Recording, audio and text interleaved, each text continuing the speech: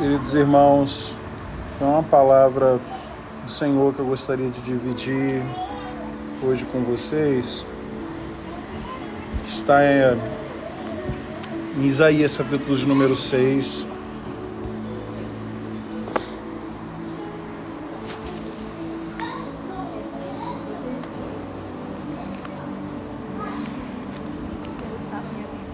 Deletado. Isaías, capítulo de número 6.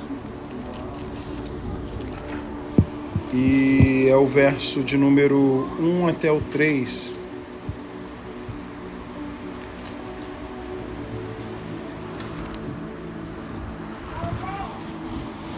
Isaías 6, verso de número 1 até o verso de número 3. Quem achou pode ler um versículo cada um, sem briga, por favor. No ano que o rei Uzias morreu, eu vi o Senhor sentado num trono alto e elevado. O seu manto se estendia pelo templo inteiro. Serafins estavam por cima dele. Cada um tinha 6 asas, com 2 cobriam seus rostos, e com 2 cobriam seus pés, e com 2 voavam. Clamavam uns aos outros, dizendo: Santo, Santo, Santo é o Senhor dos exércitos. Toda a terra está cheia da sua luz. Amém. Glória a Deus. Querido, eu tenho uma temática para falar um pouquinho sobre hoje com vocês a respeito daquilo que nós cantamos aqui nessa noite, a respeito daquilo que nós oramos, que é sobre o reino de Deus. Quem costuma vir nas nossas reuniões de oração, a gente coloca ali normalmente um quadro com 4 grandes áreas, né, que nós entendemos abranger tudo aquilo que uma igreja precisa orar. E essa primeira área é do reino de Deus. Nós colocamos lá, avanço pelo reino de Deus. Aí falando, trabalhadores para a seara, salvação, plantação de novas igrejas, tudo isso são pontos que nós pedimos aos irmãos para orar, para que aconteça, para que o reino de Deus avance. Mas nós sabemos que tudo isso acontece quando uma igreja também está em missão. E essa igreja em missão está fazendo a única coisa, a única tarefa que Jesus pediu para ela fazer, que é fazer discípulos, né? Fazer discípulos. E discipulado é um tema assim altamente explorado na literatura cristã protestante. Muitas literaturas, ano após ano, são lançadas para falar sobre o tema de discipulado. Eles buscam interpretar o que Jesus ensinou para trazer para a igreja, e a igreja então colocar dentro dos seus programas de discipulado. E falando nisso, é claro que o discípulo de Jesus, ele faz outros discípulos por meio da pregação do evangelho. Mas que evangelho é esse que os discípulos de Jesus deveriam pregar? Não sei se vocês sabem, a palavra evangelho, ela foi tomada emprestada por Jesus. Olha a missionalidade de Jesus, né? Ela foi tomada emprestada por Jesus porque era um termo usado no Império Romano. Então, os mensageiros, quando ele ia trazer as notícias para os exércitos, para os povos que estavam espalhados por várias regiões, ele levava o evangelho de César, trazendo ali então as boas notícias de César. Jesus, de uma maneira muito missional, ele pega um termo bastante conhecido para o seu tempo, para a sua época, para a sua cultura, e ele usa para falar do evangelho, que seria conhecido posteriormente como o evangelho de Jesus Cristo, mas popularmente como o evangelho do reino, o evangelho do reino de Deus. E é por isso que Marcos começa dizendo, princípio do evangelho de Jesus Cristo, Filho de Deus. Marcos deixa claro que este evangelho não é o evangelho de César, que eles estavam acostumados a ouvir, mas é o evangelho de Jesus. Marcos, ele tem um destinatário para quem ele está escrevendo. E esse destinatário são os romanos. É o povo que estava sendo doutrinado por César durante muito tempo. Então, depois de João ter sido preso, Jesus ele vai para a Galileia pregando o evangelho de Deus. E ele dizia: o tempo está cumprido. O reino de Deus está próximo. Arrependam-se e creiam no evangelho. O reino de Deus, queridos, é o governo absoluto de Deus. Às vezes, quando nós falamos reino, parece que as coisas ficam muito técnicas, sabe? E às vezes a gente perde o sentido, a definição da palavra. Então, toda vez que você ouvir a palavra reino, você tem que lembrar de governo, de domínio, de aquele que está no comando. Assim, quando você ouve a palavra, por exemplo, redenção, que é uma palavra muito técnica também, nós temos que ouvir o que? A palavra resgate, perdão. Ali, redenção se traduz também dessa forma. Mas quando a gente fala de reino de Deus, o que tem que ficar claro é que não se trata de um lugar, mas que se trata de um ambiente. Pegou aí? Não se trata de um lugar, mas se trata de um ambiente. Por quê? Porque Colossenses 1, 13 e 14 vai dizer o seguinte: pois ele nos resgatou do domínio das trevas e nos transportou para o reino do Filho do seu amor, e em quem temos a redenção, a saber, o perdão dos pecados. Viu aí que redenção, a saber, perdão dos pecados? Viu aí que transportou do império das trevas para o reino do Filho do seu amor? No império das trevas existia um domínio, no reino do Filho do seu amor existe um governo, um outro tipo de domínio, um domínio para falar ali da vontade de Deus, da obediência a Deus. Agora, como as coisas funcionam sob o governo absoluto de Deus? Essa é uma das coisas que precisa ficar claro para a gente. Por quê? O Éden, ele foi criado para ter um ambiente celestial, sim ou não? Sim. Né? O Éden foi criado para ter um ambiente celestial. E esse ambiente celestial, ele permanece em Gênesis 1 e Gênesis 2. Percebemos que o jardim está sob o governo absoluto. Quando eu falo absoluto, total. Ninguém mais governa, ninguém mais domina, a não ser Deus. E aquilo que está acontecendo no Éden é, de certa maneira, o espelhamento daquilo que está acontecendo no céu. Se no céu os seres celestiais, os anjos, querubins, serafins, como cantamos aqui, está agindo de uma maneira ordenada ao governo absoluto de Deus, no Éden, né, a boa criação de Deus, e principalmente o homem e a mulher, ele está também, Gênesis 1 e 2, agindo sob o governo absoluto de Deus. O que está acontecendo no Éden, na verdade, é um espelhamento daquilo que está acontecendo no céu. Sendo que no céu nós temos outros personagens, anjos, querubins, serafins, né, e seres viventes. E no Éden, nós temos, além da boa criação ordenada de Deus, sabe? Nós temos os seres humanos que foram feitos à sua imagem e à sua semelhança para espelhar a Trindade no mundo. O que acontece em Gênesis 3? Em Gênesis 3 acontece a queda. E a queda é um ato que faz lá para Deus assim, ó, agora o seu governo absoluto acabou. Por quê? Porque eu também tenho vontade e eu estou estabelecendo a minha vontade. Com a queda em Gênesis 3, percebemos claramente que um ato de rebeldia contra o governo de Deus acontece. Mas foi Nimrod e os seus descendentes, e o seu exército, e os seus companheiros ali, que materializou essa rebeldia em formato de torre, em Gênesis 11. E a gente percebe ali, né, que a Torre de Babel, na verdade, é o símbolo da rebeldia do homem, dizendo assim: agora nós não aceitamos mais o seu governo, nós também queremos governar segundo a nossa própria vontade. O seu governo absoluto, aquele Éden, para a gente não existe mais. Eu também tenho o meu Éden, eu também tenho o meu jeito de governar. Só que Deus, ele não abandona o seu governo. E através dos seus profetas, ele continua anunciando como o governo de Deus fica bem estabelecido quando o assunto é céu. E um dos profetas que vai trazer o espelhamento, o que vai trazer como é que é o governo de Deus nos lugares eternos, nos lugares celestiais, é o profeta Isaías.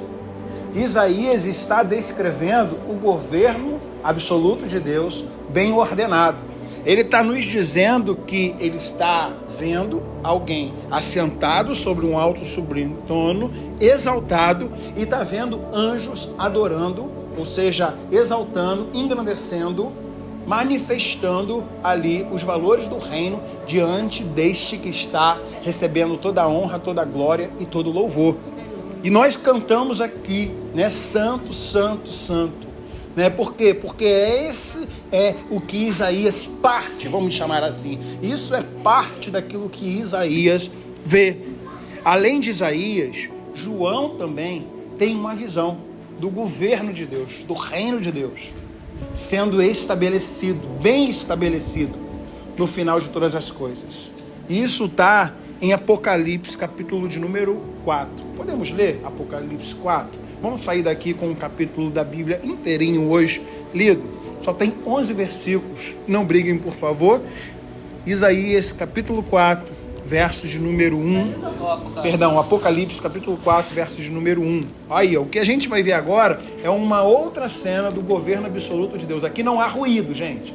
Não há oposição. Aqui não tem ninguém dizendo que vai fazer segundo a sua vontade. Aqui é o reino de Deus. Vamos lá. Depois disso, tive outra visão e vi uma porta aberta no céu, e a voz que parecia o som de uma trombeta, e que antes havia falado comigo, disse: suba aqui, eu mostrarei a você o que precisa acontecer depois disso. Imediatamente eu me achei em espírito, e eis armado no céu um trono, e no trono alguém sentado. Aquele que estava sentado era de aspecto similar à pedra de jaspe e ao sardônio. Um arco-íris semelhante a uma esmeralda circundava o trono. Verso 4. E ao redor do trono havia 24 tronos. E via sentados sobre os tronos 24 anciões, vestidos de vestes brancas, e tinham sobre suas cabeças coroas de ouro. Verso 5. Do trono saíam relâmpagos, estrondos e trovões. Diante dele havia 7 tochas acesas, que são os 7 Espíritos de Deus. E em frente do trono havia uma coisa parecida com um mar de vidro, claro como um cristal. Em volta do trono, em cada um dos seus lados, estavam 4 seres vivos cobertos de olhos, na frente e atrás. E o primeiro animal era semelhante a um leão, o segundo animal era semelhante a um bezerro, e tinha o terceiro animal um rosto como de um homem, e o quarto animal era semelhante a uma águia voando. Cada uma delas tinha 6 asas, e eram cheias de olhos, tanto ao redor como por baixo das asas. Dia e noite diziam sem cessar: Santo, Santo, Santo é o Senhor, o Deus Todo-Poderoso, que era, que é e que há de vir. Todos os animais davam glória e honra e ações de graça aos que estavam sentados sobre o trono, ao que vive para todo sempre. Os 24 anciãos se prostram diante daquele que está sentado no trono e adoram ao que vive pelos séculos dos séculos. Eles lançam as suas coroas diante do trono e dizem: Tu és digno, Senhor e Deus nosso, de receber a glória, a honra e o poder, porque todas as coisas tu criaste, sim, por causa da tua vontade, vieram a existir e foram criados. Aleluia. Então, irmãos, nós estamos diante de uma cena que a gente acabou de cantar aqui. É digno é o Cordeiro de receber a glória, né, a força e honra, todo o poder. Anjos e querubins, né, estão no seu trono. Né? E aqui a gente está vendo simultaneamente acontecendo seres viventes, em outras expressões animais, adorando ao Senhor. E a gente está vendo aqui as maiores autoridades que Deus estabeleceu para sentar em tronos ao lado dele, ao lado desta figura que está ali centralmente, as maiores autoridades, o que elas estão fazendo? Elas estão se prostrando. Elas estão se prostrando. Porque elas olham para aquilo que brilha mais do que o sol. Sabe? Olha para aquilo que João viu na ilha de Patmos. Olha para aquilo que o apóstolo Paulo disse que ele não tinha como descrever em palavras. Ele olha para aquilo que Isaías viu. E eles pegam a sua maior honra, aquilo que ele tinha recebido de maior valor, eles pegam das suas cabeças e eles colocam diante do Senhor e se prostram. Essa é a imagem do reino de Deus. Essa é a imagem do reino de Deus. Esse é o desejo de Deus. Esse é o desejo de Deus, é que a adoração ela se perpetue, a adoração ela se estabeleça, porque um dia a missão vai acabar, mas a adoração vai continuar. Aleluia. Tanto em Isaías como em Apocalipse fica claro que sob o governo absoluto de Deus há uma postura de adoração por parte dos seres celestiais. Em Isaías os anjos proclamam: Santo, Santo, Santo é o Senhor dos exércitos, e toda a terra está cheia da sua glória. Em Apocalipse os 4 seres viventes repetem: Santo, Santo, Santo é o Senhor, o Deus Todo-Poderoso, que era, que é e que há de vir. Além disso, os 24 anciãos, as maiores autoridades existentes estabelecidas pelo Senhor, eles se prostram e eles colocam as suas coroas diante do Pai, como em completa rendição ao Senhor. Isso tudo que eu acabei de explicar, querido, nos ajuda a entender o motivo pelo qual Jesus, ao ensinar seus discípulos a orar, o primeiro pedido que Jesus faz, isso a gente precisa tatuar na nossa alma de uma vez por todas, para mudar a nossa vida de oração, para entender a nossa vida de oração de uma vez por todas. Qual é o primeiro pedido que o Senhor faz? Qual é o primeiro pedido que Jesus faz na sua oração? Qual é o primeiro exemplo que ele dá? Ele diz: vocês orem assim: Pai nosso que estás no céu, santificado seja o teu nome. E o primeiro pedido dele é: venha o teu reino. Venha o teu reino. Isso muda tudo, querido. Seja feita a tua vontade, assim na terra como no céu. O que Jesus está dizendo é que o seu governo seja estabelecido onde ainda não foi, nos lugares dominados pelos homens e pelas trevas, que o seu governo venha se estabelecer, pois a sua vontade que flui do seu governo se manifestará, e veremos aquilo que o Senhor planejou para o Éden, o governo de Deus sendo administrado através dos homens. O governo de Deus sendo administrado através dos homens. Vamos fazer com que isso volte a acontecer, meus irmãos. O que Ele espera de nós que vivemos a partir da cultura do reino. Reino não é lugar, reino é ambiente. De forma intencional, a fim de alcançarmos o maior número de pessoas possível, para que o governo de Deus venha se estabelecer de forma progressiva. Além do testemunho público, meu irmão, é essencial que preguemos o evangelho para as pessoas não cristãs. Para isso precisamos nos conectar através de amizades com não cristãos, para que aqueles que ainda não proclamam santo, santo, santo, passem a proclamar. O evangelho do reino, isto é, contar para as pessoas quem Jesus é e o que Jesus fez, é o único meio pelo qual Deus disse que transformaria idólatras em verdadeiros adoradores. O que eu estou querendo te dizer é que Jesus, ele orou para que o reino de Deus fosse estabelecido na terra. Ele desejou ver de novo o espelhamento do céu na terra, meu irmão. E por isso que ele faz esse primeiro pedido ao Pai, porque ele sabia que isso era o caminho pelo qual o Éden voltaria a existir.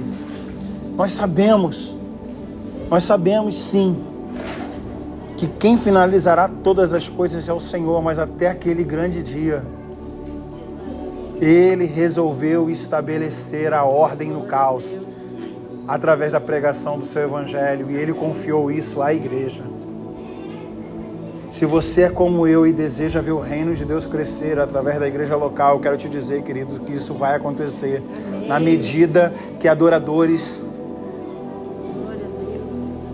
dos deuses falsos se converterem ao Deus verdadeiro. E isso se dá, e você tem parte nisso, eu tenho parte nisso. E isso se dá quando os idólatras começam a voltar-se para o único Deus verdadeiro.